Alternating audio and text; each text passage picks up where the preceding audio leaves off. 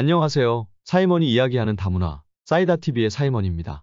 오늘은 우리가 자주 듣는 다문화 사회라는 말. 그게 과연 무슨 뜻인지부터 함께 이야기 나눠보려고 해요. 다문화란 무엇일까요?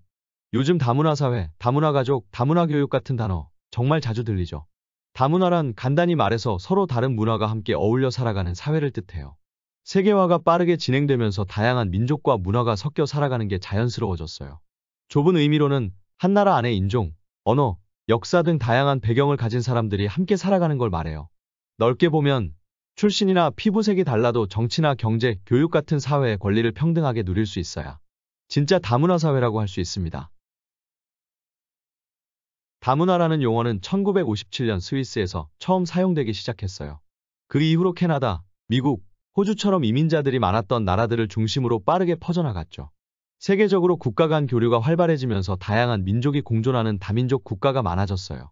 호주, 캐나다, 미국 같은 나라들은 다문화 정책을 적극적으로 도입하면서 서로 다른 문화를 가진 사람들이 차별 없이 살아가는 사회를 만들기 위해 힘써왔죠.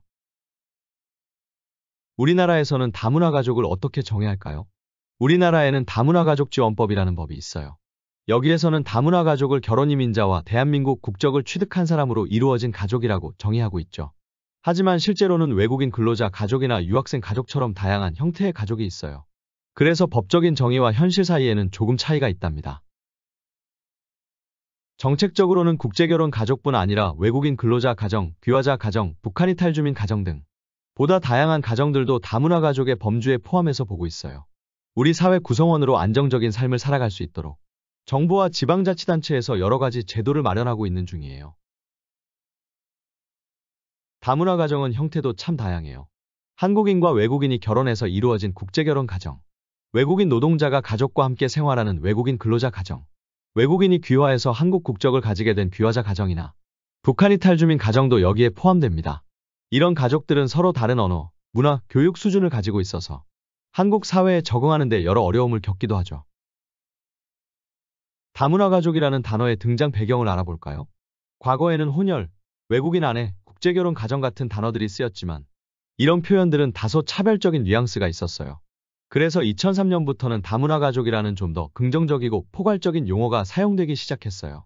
이후 법적으로도 이 용어가 자리를 잡게 된 거죠. 이번엔 외국인 주민의 현황을 알아봐요. 행정안전부의 2022년 지방자치단체 외국인 주민 현황에 따르면 우리나라에 거주하는 외국인 주민 수는 약 225만 명이에요. 전년도보다 12만 명 이상 늘어났다고 해요. 이건 우리 사회가 점점 더 다문화 사회로 변화하고 있다는 증거라고 볼 수 있겠죠.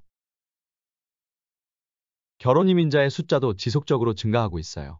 2022년 한 해 동안에만 결혼이민자 수가 2만 명 이상 증가했어요. 그 외에도 외국 국적 동포, 외국인 근로자, 유학생, 자녀들까지 정말 다양한 사람들이 한국에 정착하고 있답니다. 국적을 취득하는 외국인도 같이 증가하고 있어요. 2007년에는 약 14만 명 정도였던 국적 취득자가 2021년에는 38만 명을 넘었어요. 이 중 많은 분들이 국제결혼을 통해 국적을 취득했고 그만큼 국제결혼은 이제 보편적인 가족 형태로 자리 잡아가고 있어요. 그러면서 결혼이민자의 의미도 많이 달라지고 있죠. 결혼이민자는 단지 외국인 배우자가 아니에요. 이들은 한국에 정착해 아이를 키우고 지역 사회에 기여하는 중요한 사회 구성원이에요. 그래서 이분들이 안정적으로 살 수 있도록 더 많은 관심과 제도적 지원이 필요합니다. 다문화 가정의 경제활동은 어떨까요? 전체적으로 보면 다문화 가정의 경제활동 참여율은 아직은 조금 낮은 편이에요. 특히 여성이나 국내 체류 기간이 짧은 분들의 경우 취업에 어려움을 겪는 경우가 많아요.